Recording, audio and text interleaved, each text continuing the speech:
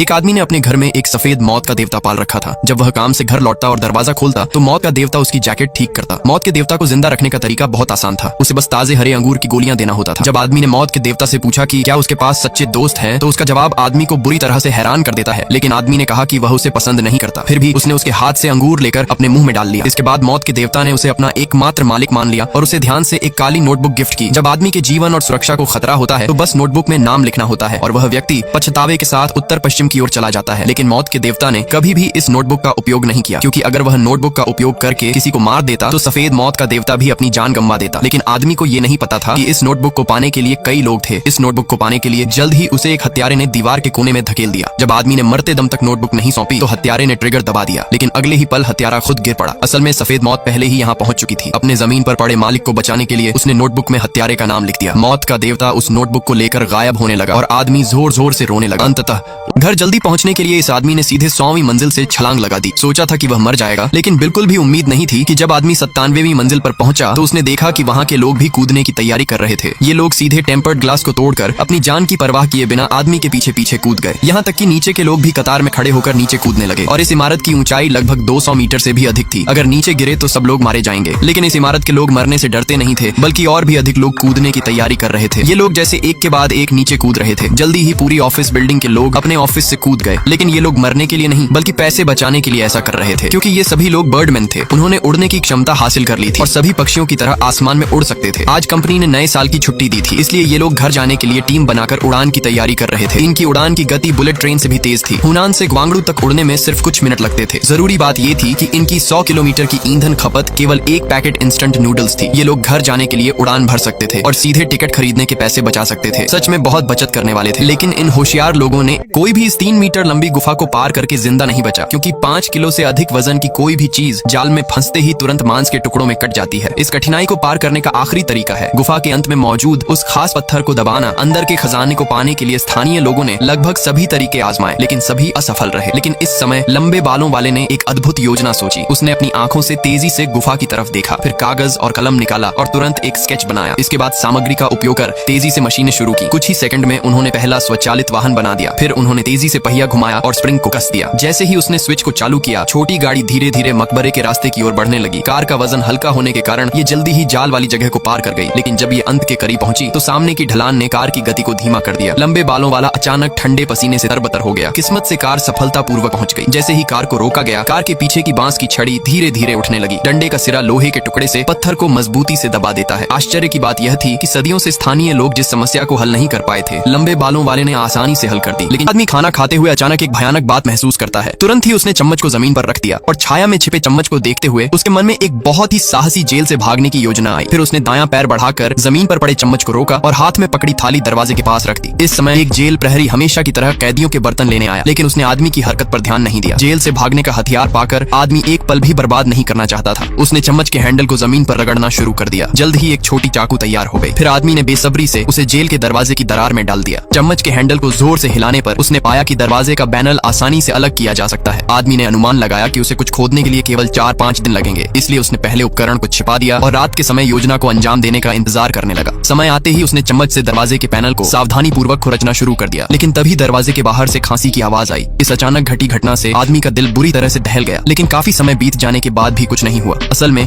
सामने की कोठरी के कैदी ने आदमी को जमीन पर गिरे लकड़ी के टुकड़ों की चेतावनी दी थी। तभी उसे समझ में आया कि अगर जेल प्रहरी ने देख लिया तो क्या होगा।